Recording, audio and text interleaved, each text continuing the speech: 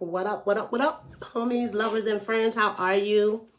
I'm a few minutes late. I said I was going to go live at 12 o'clock, but for whatever reasons, I got this harebrained idea that I wanted to go live on YouTube while I'm going live on Facebook. I'm not sure how this is going to work for me because now I have two screens, and I feel like I'm a little bit confused about where to focus at, but one way or the other, we'll get down to the get down. So I'm glad that you are here with me and hanging out. So you're probably hanging out because you saw the title, which is why, if success is supposed to be all about working hard, the grind, the hustle, why is it that we are not more successful?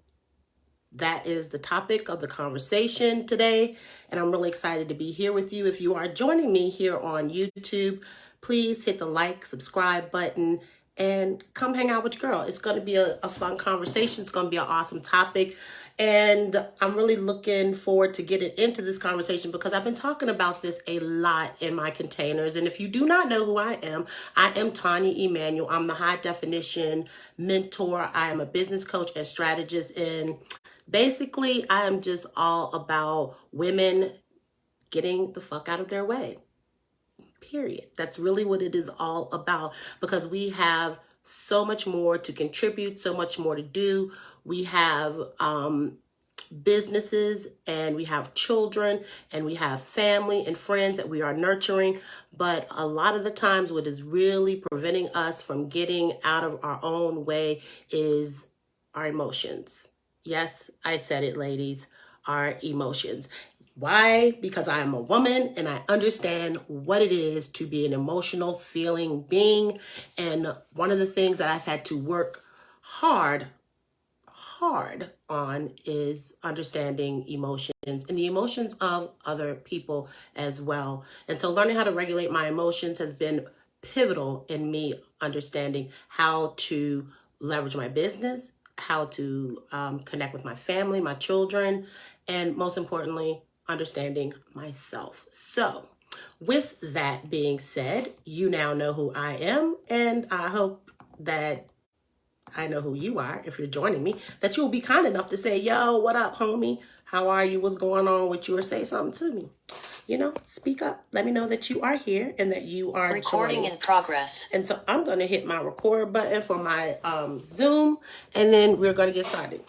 And so unmute myself. That's right. I forgot to unmute myself.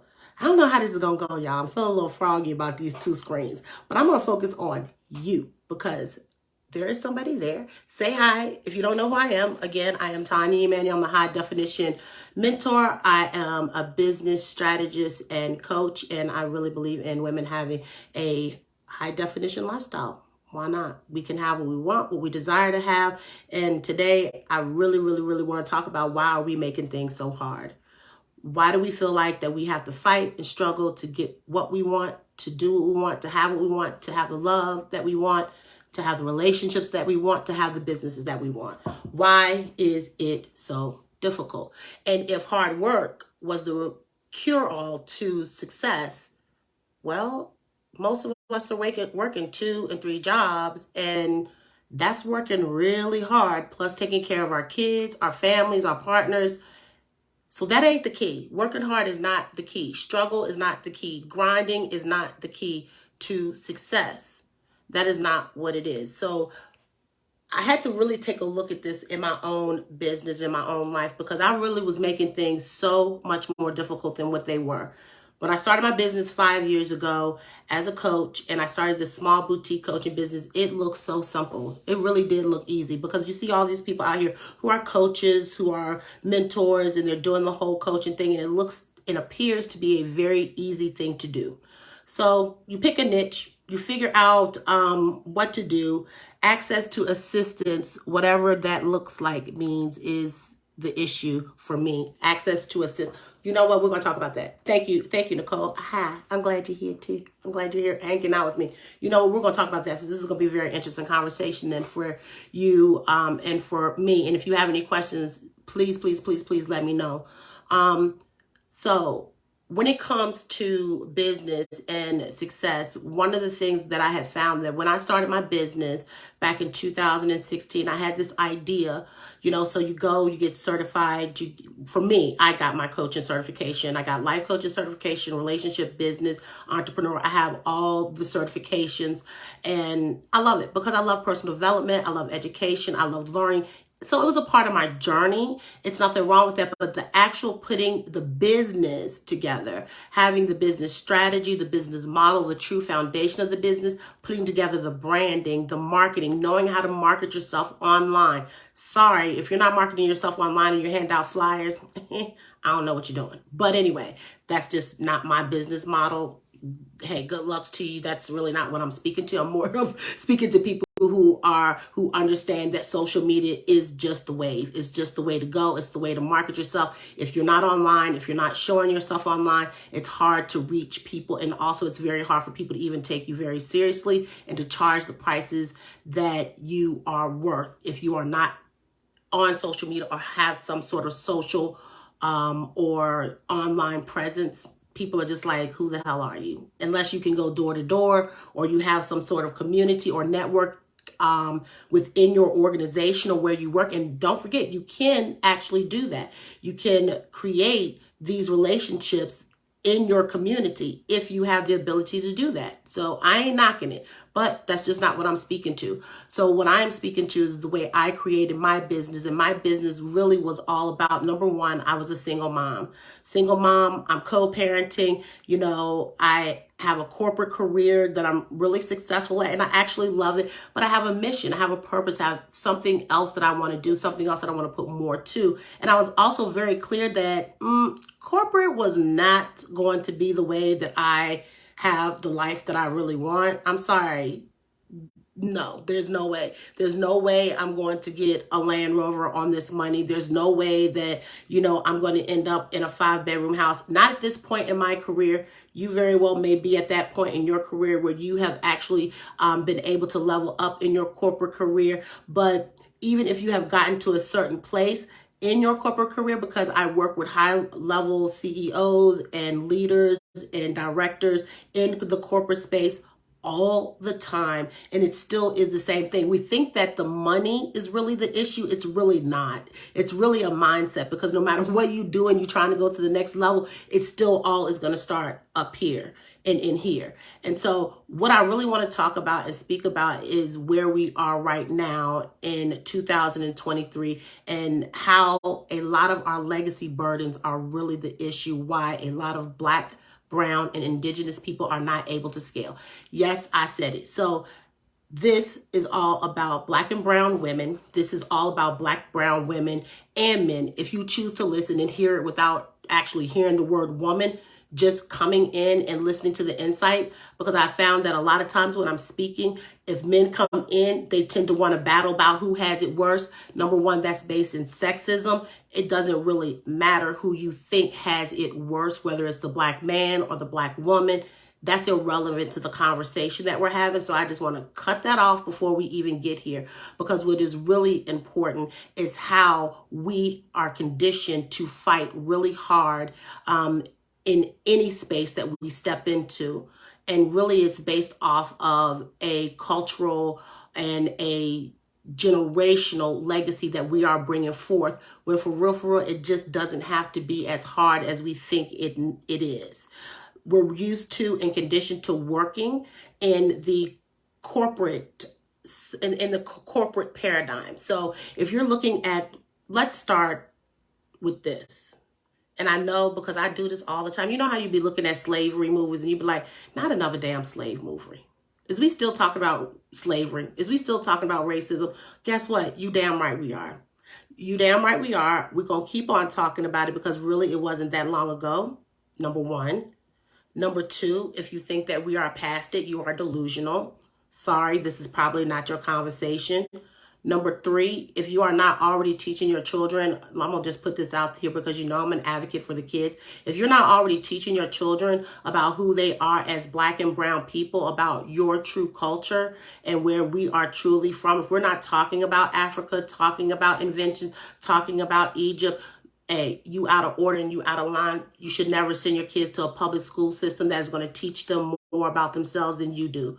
Very, very important key point that I really want to make and I really want to stress, because I believe that is so critical and so important, because when you understand who you are and that you are actually being fit and shaped into a mold of a patriarchal society. And when I talk about patriarchal society, I'm talking about cisgenders, men. So that means that these are men who are born men. This is what the society is set up and based off of, that they get preferential treatment regardless. Yes, men, if you are here, I know you're going to want to argue and stomp your little feet. Well, black men don't get it. Black men don't get it. Excuse me. Yes, you do. You also get a different treatment than black women actually receive, and women of color. Sorry, it just is what it is. So when we're talking about legacy burdens, there are 4 of them, okay? And I want you to be very clear on these legacy burdens. And I'm going to look down, and because I wrote notes on this. I ain't even playing no games. I do not want to miss anything. So we have materialism, we have the patriarchy, and then we have individualism. And I want to go through them one at a time. But what is all of the isms based in? No matter which way you look at it, all the isms, whether we're talking about classism, sexism, casteism, what are the other, ableism, whether we're talking about all isms, any type of homophobia, fat phobia, xenophobia, any disliking people because they're from different countries. All of these things are based in racism, okay? All of these things are used to keep us divided. All of these things are used to keep us still playing on the cotton field. The difference is that the cotton field is no longer the cotton field. The cotton field became the manufacturing, the industrial, and then it became what we are in right now, which is more of the technology age. So we had the farming, then the industrial age, and now we have what we call the technology age. The technology age is just a modern, an advancement form of conditioning the people to work for the cause of the nation and as a collective, right? Okay, so where do we start with our conditioning, our understanding, our learning? Our first understanding and learning is always going to come from our parents. Our parents are our first form. We are formed in the womb. Our mother has a certain way that she is, whether she is in an abusive relationship, whether she's under heavy stress. And if you are a black woman in these days and times, and especially for our parents, which can also give you a sense of compassion for your mother, if you can feel into that imagine this 40 years ago. You know, I'm 47. Imagine this 47 years ago. You know, think about that, because honestly, that's working 9 to 5. That's that whole paradigm of a culture where the women entered the workforce and in the 70s, and they were all fucking secretaries, okay? And that's how you were going to step in for the most part, okay? And so remember when Dolly Parton had the movie 9 to 5? Do you remember that? It's still going on. Yes, it is going on today, Nicole. And it's a big deal. And it affects all of us. It's not just affecting, it affects all of us, because it even affects white women as well. Slavery affected white women. It affects all of us. And the only place that I really feel that have a leg up in this society is white men. And really, if you really look at it, the way they classify whites, it's like black, white, Hispanic, Asian, other. America is the only place where you will see, except for the UK, but guess what? We got it from them. You know what I'm saying? Classifying people by a color code, like a color card. So if you go to Africa, what do they say? If you ask an African where they're from, they'll say, I'm from Nigeria. They'll tell you what their tribe is. If you go to Ireland, they'll say, I'm Irish, I'm Russian, I'm this, I'm that. They tell you what these norms are, but if you're born in America, you're white. So now we're all grouped up into one thing, right? Well, that's so they could create a majority, okay? And so when you have a majority and you're 76% of the population, well, you win, right? You win. So my point in even just talking about this is that we feel as if these things are over, but we fail to realize that we're being conditioned at every level, from when we come out of our mom's womb, because she was conditioned. She's 50, 47 years ago. Imagine her having a kid, the environment to which she was living in.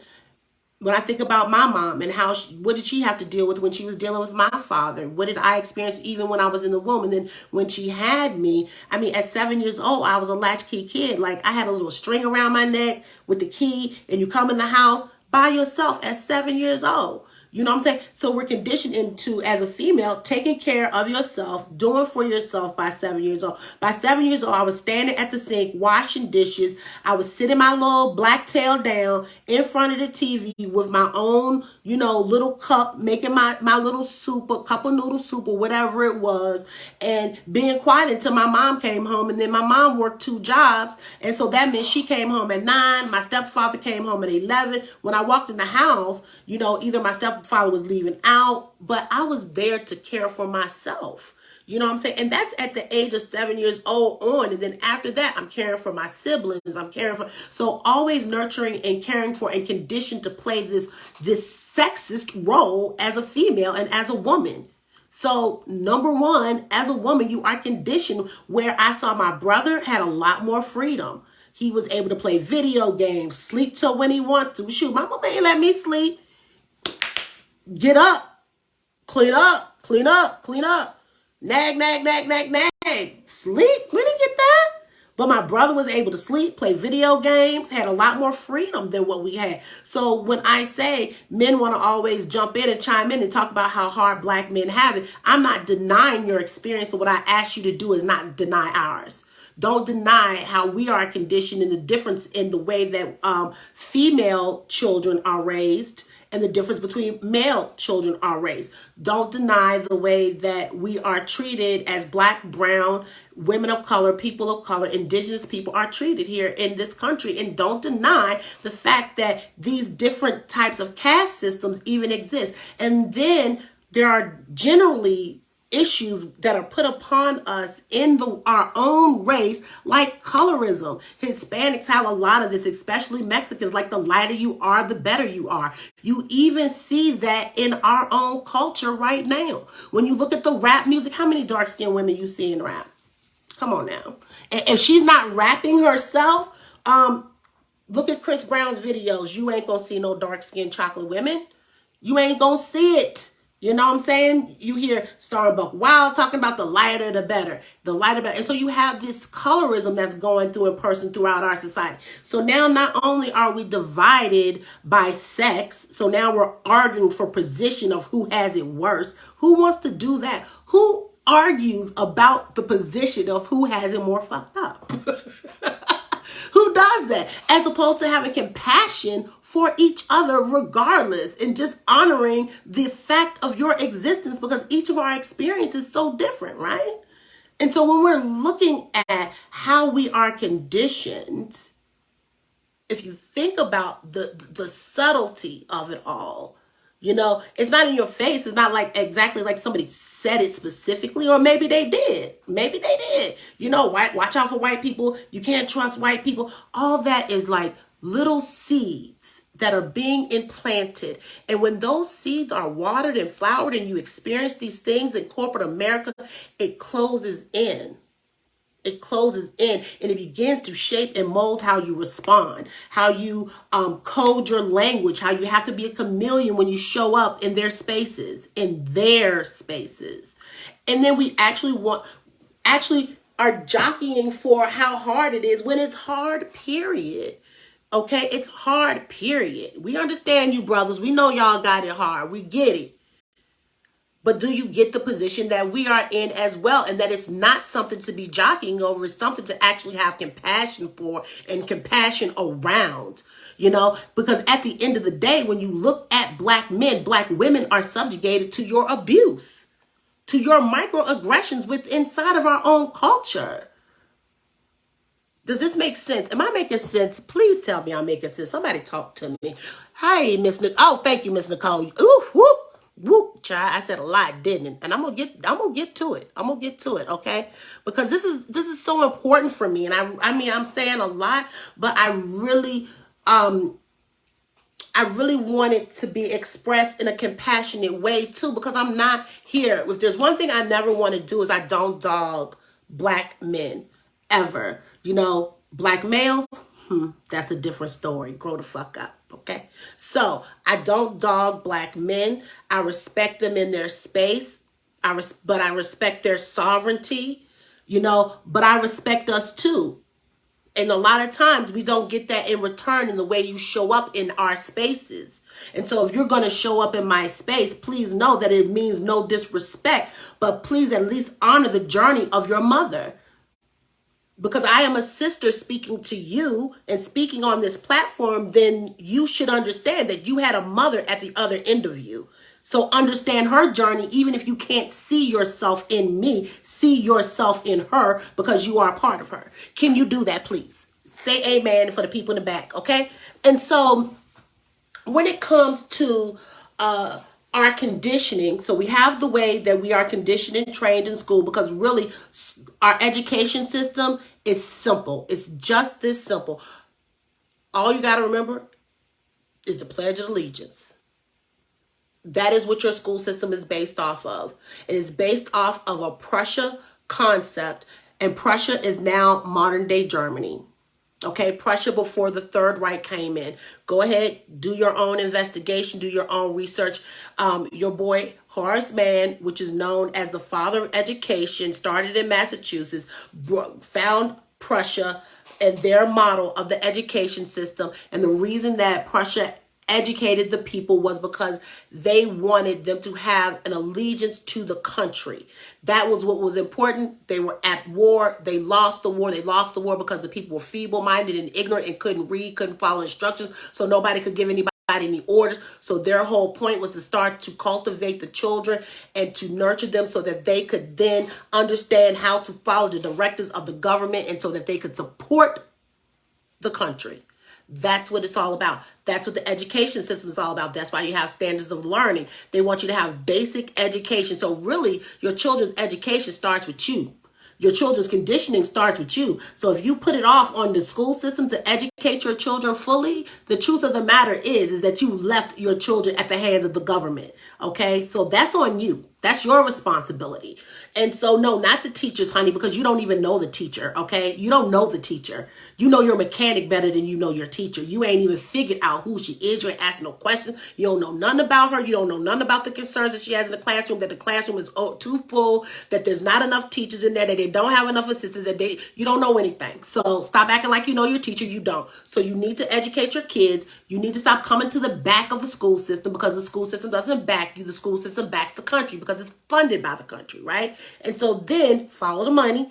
If you're bringing forward the school system, we're here at the school system, then the school system is here to teach you how to formulate into corporate America, because technology is the new norm for us, and no longer digging in the ditches, right? No longer factories. So they need you to work this field. They need you to cultivate into this, right? They need you to be here. So be here. And so what is higher education about? What is higher education about? Well, they need people to do the higher level jobs, right? Oh, but then here's the kicker. They want you to do the jobs, but they're not going to pay you to really do the jobs. And then if they give you a little something to do the jobs of the higher level people, they're going to turn around and charge you with so much student loans that you pay to them, okay? That goes back to who? The government. It's all feeding the system. And I have no problems with higher education. I have a bachelor's degree in business administration. I have a minor in psychology, and I am perfectly fine with my education. I wouldn't mind going back and having a master's degree, but I promise you one thing, I would not pay for it. I will not pay for it. No, because that is hard work, and I've learned more doing business and understanding business by getting a coach or a mentor or someone who can teach me business fundamentals than I learned in my bachelor's degree. They ain't tell me none of that. They didn't say none of that. They didn't tell nothing, not a damn thing about none of that. They didn't tell me how to start my own business. They didn't tell me how to run my own business. They didn't tell me any of that. Now, let me tell you, here's an interesting thing for you. And let me tell you why I know this to be true. I take on interns, several interns a year. And I'm not going to call them out, but from a major school in my town, the biggest school in my town, which is clearly a university, so I'm not going to say. And the department that I actually get my interns from, and when I intern, my job is to give them a job where they can actually have practical application, that they can actually say, this is something that I did, whether that is of interest to them. So if they're running my social media, if they are writing correspondence, newsletters, articles, blogs, if they are helping to go over the ad budgets, I want it to be practical. If we're talking about marketing and branding, it's, to me, a part of their learning, their understanding, their education, but to have it in a real life sense. I want you to know that these children, they're not really children. They're really adults. So they're like 25, 26 because they're finishing either a master's or their bachelor's, and they are coming out of the, I'm not going to say, because I won't call them out. I won't call them out because I have a lot of respect for this university, but at the end of the day, it is not practical. It is not useful, and these kids are coming out with degrees that they really have no practical understanding at all, because that's not really for. It's not here for you to create your own business. It's not here for you to be so sustainable. And people are like, well, I don't use the government. I don't depend on the government. Oh, we all depend on the government, honey. Yes, you do. Because if you are not sufficient, if you are not in abundance, meaning you are not in overflow, trust me when I tell you this, there is some form of the government you are dependent on. That's why your kids in public education. That's why your kids in public education. Because anybody who had the salt of their work do not want their kids in public education, okay? They would much rather have the time and the freedom to either homeschool their own kids, bring in someone to homeschool their own kids, or take their kids to a private monastery or private school to have a real education and to have the networks, the connections, and the opportunity to go to the next level, period. So as you can see, and as we move forward, it's still the same cycle. It's still the same conditioning. So back to those kids, when I looked at them and they would come work for me, they would ask me the damnedest things, like, okay, they would write out a email campaign, or they would write out a pitch deck, or they would write, we'll talk about branding and the branding strategy, and they would pitch it to me. They would pitch the branding strategy, and once it was done, I knocked all the holes in it and shut them down, send them back to where they wanted to go. Their biggest issue was, well, I don't know how to bring it back to you. I don't know what to do now. What do you mean you don't know what to do? You don't know they don't have the practical application. They don't have the talk, the knowledge, the usefulness, the communication skills, the people skills, the connection to even go out there and have a successful pitch, because actually they're not even conditioned to even do that in higher education. What they're conditioned to do is learn book knowledge, but not the ability to actually take it, apply it, and use it in everyday life and actually have the functioning skills to do that thing. So the problem with this is, when we come out of school and we go into corporate, we immediately believe that we got to start at the bottom of the totem pole. So I got to start as a receptionist and work my way up. I got to start at McDonald's, get some cashier experience. Then from a cashier, maybe I could get me a call center job. From a call center job, maybe I can go work at one of the high-end retailers at Saks, and then maybe I can get to management level. And if I get to management level, I can take that management position, and I could then use that management position, those skills, to then go to the next level. It sounds right. It sounds right in all its practicality, to actually take it step by step. You know, it takes time. You have to work hard. You have to earn it. Earn what? Success? Earn an opportunity? Yeah. Let's just put this to bed right now. When you went to school and you earned your degree and you began to work and cultivate yourself to come into the workforce, did that mean that you now are approved to be successful to go to work? Is that it? Or is it because you work hard? What says that you get to go to the next level? What says that you get to be successful? Better yet, what gives Jenny the ability to come out of her master's program and immediately apply for a director's position, get it at 25 years old? What qualifies her? The degree? Is that what qualifies her? That's interesting, because she has no people skills. She has no ability to be applicable, to apply it. She has no communication skills. She has no clue what she's doing. She's really relying on the 55-year-old executive assistant to really give her the help that she needs and the guidance and everybody else around her, because really she's learning on the job because she really doesn't know. So is she really truly successful when she goes into work every day and she feels incompetent, not capable, because the experience that she got in school is not compatible to what the real job function is? So now she too as well gotta work hard, gotta hide. But is that really what needs to occur or what needs to happen? I don't believe that. It does not have to be hard, because the first issue that we have is that we do not believe in ourselves. You don't believe in yourself and you do not have faith in the real skills and talents that you have. You don't believe it. And that is the first problem, that we have been conditioned to not believe in ourselves, but to believe in the system to which we must apply our skills and talents that have been cultivated from the education system for their purposes, not ours. So my question to you, what skills do you have?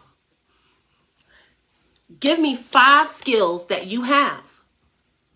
And when I'm talking about skills and talents and gifts, I'm talking about the things that you find so easy. People are always coming to you about it. People want you to help them with this thing because they don't even know how the hell you even do it the way that you do it. That's what I'm talking about. What are those 5 skills and talents that you have that you are really looking at and comparing, or not even looking at or considering at all? What are those skills and talents? I would love to know. I would love you guys to drop me a couple of hits. Hi, Heather. Hello, boo. I saw you pop in, pop out. I love you.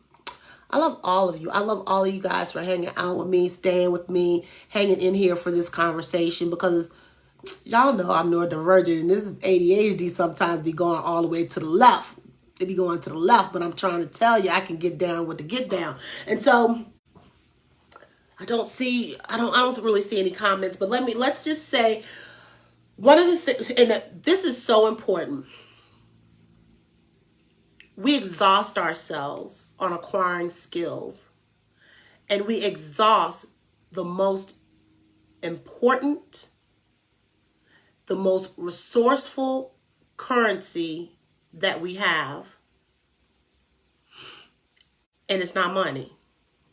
I heard this in somebody's, and it was so powerful to me. God, I've never seen the guy before, so I don't really know. I don't know if he wrote a book. I got to go back and look it up. But when he said this to me, I was like, whoa.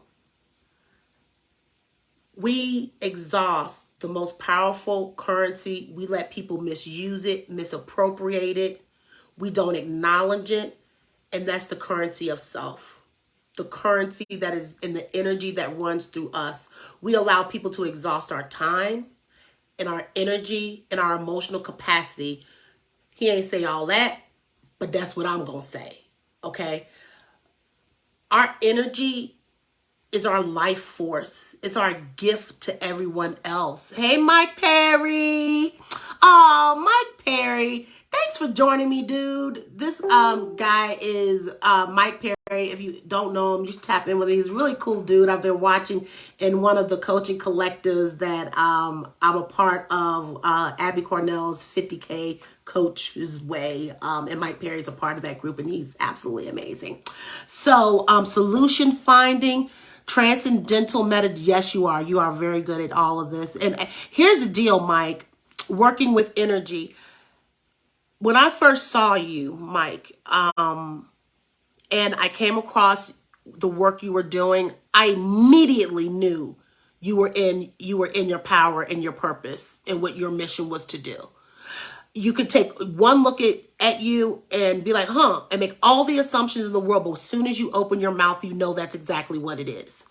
And what I love about this is that Mike is an excellent example of what I am talking about stepping into your gifts. People minimalize having the solution finding, being able to find solutions, minimalize transcendental and meditation. Do you know how important meditation is to your life?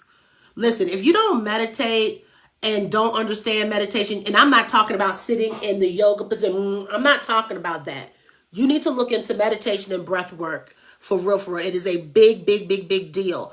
And working with energy, your currency, your energy body, we have been conditioned out of understanding who we are naturally, who we are meant to be in this world, because as soon as you came out of your mother's womb, the conditioning started. But you can never condition the soul, because the soul has something to do. It incarnated with a blueprint that is undeniably, unmistakably you. And we've been conditioned to misappropriate our energy and to misappropriate our gifts and talents and to throw them down as if that is not an important fiber that we weave through the fabric of our collective consciousness. Now, let me say that in another way. You are an idea in the mind of God. God wanted to experience, so he created you. When he created you, your soul, it had a mission, a purpose, a plan, something to do, to experience, a unique design. When you were incarnated as this idea in the mind of God, you had everything that you needed to add to the collectiveness that is all of us, that is oneness. And I need you to understand and grok what I'm telling you here. Because when you disempower yourself by denying who you are based on who they want you to be, it is the biggest disgrace to God. And so the real deal is to figure out how to get back to who you are and to be honest about what you have to contribute to the collective, the oneness of all of us. Mike is here to help with energy and to help with transcendental meditation and to find solutions. I am here to nurture the collective. I am a nurturer. I am a visionary. I see big ideas, big visions when it comes to business. I see what we can be in regards to relationships and the relativeness of it all, and how we can get back to being one and nurturing each other in a sacred union, in our sacred tribes, and an understanding. That's my gift. So what is yours? 2 years ago, I would have told you that was the dumbest thing I've ever heard in my freaking life. Today, I make money in the easiest, most simplest way, the way that almost makes you feel guilty that you get to do this every day. And I'm like, I get to do this? What? You want to know about human design and how to use your energy and how to use it to get more closer to your children and how to cultivate relationships and how to nurture yourself and how to use your energy in the correct way? You want to know about that? You want to know why it is relative to relationships and to connectivity and how you can see your energy and your blueprint and your soul and why does it matter? You want me to tell you about that? Let's go. Let's go. I got you. You want me to tell you how you can figure out what your mission and your purpose is? Let's go. Let's go. But the crazy part is human design is just confirmation. It's just confirmation of something that you already deeply know. You are already intuitively guided. You are already divinely guided. It's already there in you. And we make it so hard because we've been conditioned to make it hard because they need your ass to be on the cotton fields that they call corporate America, sitting here doing this and not using your gifts, not using your talents. I'm not telling you to quit your job. That's not what I'm telling you to do. What I'm telling you to do is be more inspired by who you are and what you have to bring to the table. I'm telling you to stop driving DoorDash. I'm telling you to stop making Uber freaking rich. That's what I'm telling you. I'm telling you to stop building brick and mortar businesses when things are done completely differently and it doesn't have to be that hard. What I'm telling you is what is your gifts and your talents and how can you educate and help somebody else in the place that you're supposed to be in while you work your corporate job with ease. It don't have to be hard. Why do we make it so hard? Because we've been conditioned by our parents that we got to work hard, that we got to grind, that we got to hustle, that you are not the same. You are not white. You are not a man. You can't do it. You got these kids. All these limiting beliefs and all these excuses about why we can't. Tell me why you can. Why you can. Yes, you need to understand what is holding you back. You need to understand that there's microaggressions that happen in your office that make you feel small, that make you feel like you can't do the same thing that they do like they do, that you can't speak up and that you can't speak out. Yeah, it's happening to you. Yes, you are being sexualized on your job. Yes, it's happening to you. Yeah. Whether it's, sexism, ageism, classism, racism, capitalism, homophobia, fat phobia, xenophobia, whatever you want to go, we can go down the line and we can keep going and keep going. And yes, it's happening. But stuffing it isn't the answer. Honoring it is. Understanding your experience and your emotions behind it and letting the energy flow through you is. Being honest about your experience and honest about everyone else's. And understanding that we are all in this together and we are all conditioned to do it the hard way. But there is only a few who will decide that I can look at my experience and I can truly pick how I want to move forward. I don't have a desire to make it hard at all. I have a desire to do what I am here to do and to serve with a purpose.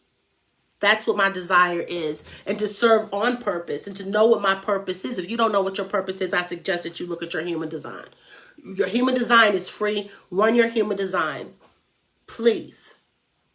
Run your human design. I mean, one of my goals is to really get people into understanding how to use and break down their own human design and how to use it as a guidepost to keep you at your true north. It is so important.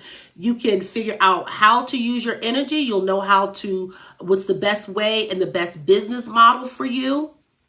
You can even use human design to figure out who is the best partners to partner with in business. It doesn't have to be hard. And you don't have to do it alone. That's another thing. Individualism is huge. We've been taught and conditioned that it's all about self, all about you, me, mine, my children, my home, me, my business. That is not the way we're going anymore. That is a 3D mentality. And as we rise into the 5D, you're going to see that there are a lot more collaborations. And if you have not noticed it, it is very subtle, but the successful people are collaborating. And they're not collaborating with the idea of me, me, me. They are collaborating with the idea of we. Because the individualism is falling away. Because people are becoming woke. Your children are more woke than you were. Never denounce your children. Try to understand them because they have a lot to offer you. Your children are your best teachers. And while you think you're doing all the teaching and the telling and the mothering, you really need to be doing the nurturing and the listening and the holding. You need to hold space for your children. And trust me, I have a 26-year-old and a 5-year-old. I learned that the very, very long way. The long way. It doesn't have to be hard. When you come into a sense of understanding yourself, understanding your purpose, your mission, and that you are divinely created with a set of skill sets to help weave the fabric of this collective, and that you are an individual, it doesn't matter if somebody's doing the same thing that you're doing. So what? They're not you. They're not you. Okay? Oh, Mike, you just learned about your human design. What are you? Ooh, let me guess. No, I ain't gonna guess. It's terrible guessing. I'm guessing Mike is... Yeah, it's too hard. I mean, I know it's only 5, but I think I'd be throwing... I don't like to guess. I like to really know. I'd love to know what your human design is, Mike. I'd love to know more about that. It'd be fun to know. Just watching you and watching you do your thing. It's very interesting. Among more women than men, too. You know, it's pretty dope. Oh, of course you are. Yeah, of course you are. Tractor, generator, huh? Doing all the hard work for the people. Yes. So glad that you are here. I'm so glad that you guys was able to join me. I'm going to go more into this topic. If you are dating or starting to date, if you are interested in healing your relationships with men, if you are ready to do the work, clean up the energy of the collective and start to really, really come back to love, I am doing a 7-day workshop called Sentience. It is in its 3rd day. And it's 7 p.m. EST time. I am going to upgrade that to 1 p.m. EST on our next 4 sessions. Again, it's a free workshop. And what you also need to know about Sentience is that it is going to be free for 30 days. After 30 days, it will go up to $111, and you can have the workshop there. And we are going to continue Sentience for 90 days. And you can extend that journey for $1,111 in the den with me. I would love to have you. Thank you so much for hanging out with me. I am Tonia Emanuell. I'm the High Definition Mentor. And for real, it's all about getting out of your emotions and in your bag. I love you. Peace.